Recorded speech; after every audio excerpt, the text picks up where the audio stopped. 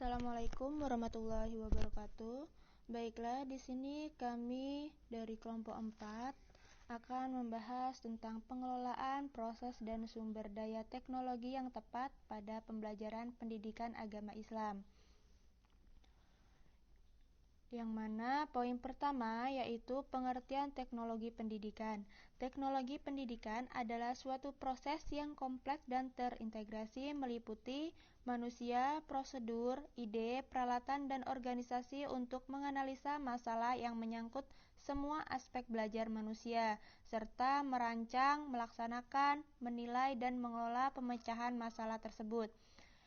Poin yang kedua yaitu ruang lingkup teknologi pendidikan. Kawasan atau ruang lingkup teknologi pendidikan diantaranya adalah 1. Desain, 2. Pengembangan, 3. Pemanfaatan, 4. Pengelolaan, 5. Penilaian. Poin yang ketiga yaitu definisi pengelolaan teknologi pendidikan.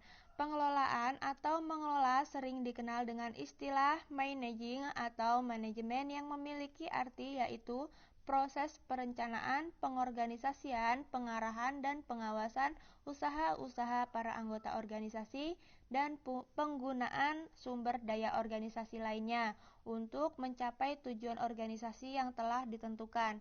Kawasan pengelolaan ini pada dasarnya bermula dari administrasi atau pengelolaan pusat di suatu sumber belajar atau institusi seperti perpustakaan, kemudian berkembang dengan adanya pembaruan penggunaan sumber belajar, baik yang cetak maupun non-cetak.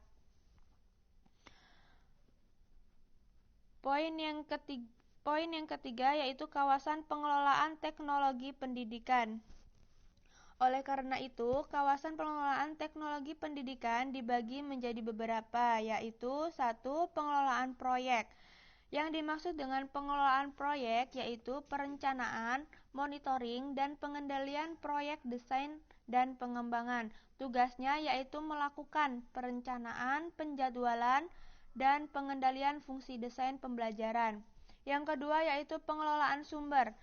Yang dimaksud dengan pengelolaan sumber adalah perencanaan, pemantauan, dan pengendalian sistem pendukung dan pelayanan sumber yang meliputi 1. Personil, 2. Keuangan, 3. Bahan baku, 4. Waktu fasilitas, 5. Sumber belajar. Yang ketiga yaitu pengelolaan kinerja orang, yang mana proyek dan program apapun membutuhkan orang yang tepat untuk memastikan kesuksesan penyelesaian proyek dan program tersebut. Lanjut memasuki poin yang 4, kawasan pengembangan teknologi pendidikan Islam.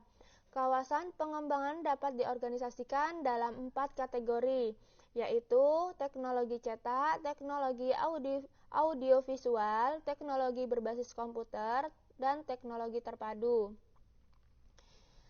Masuki yang 5 yaitu penerapan dari pengelolaan teknologi pendidikan agama Islam.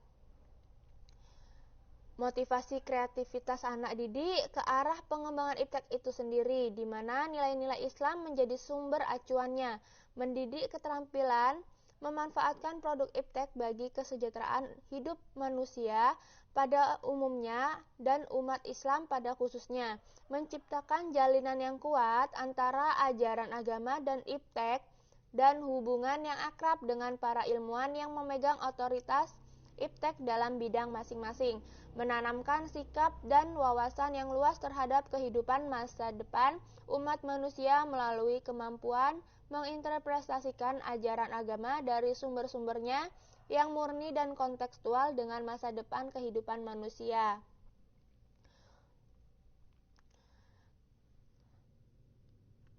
Baik, lanjut lagi, kita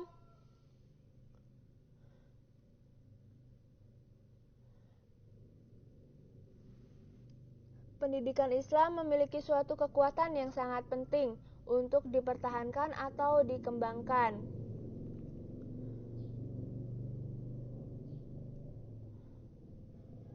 Penggunaan teknologi sangatlah bermanfaat dalam dunia pendidikan, termasuk pendidikan Islam. seperti 1. Perancangan proses dan sumber belajar, di mana lingkup pekerjaannya meliputi perancangan sistem pembelajaran, desain pesan, strategi pembelajaran, dan karakteristik pembelajaran. Yang kedua yaitu pengembangan proses dan sumber belajar, di mana lingkup pekerjaannya meliputi pengembangan teknologi cetak, teknologi audiovisual, teknologi berbasis komputer, dan teknologi terpadu.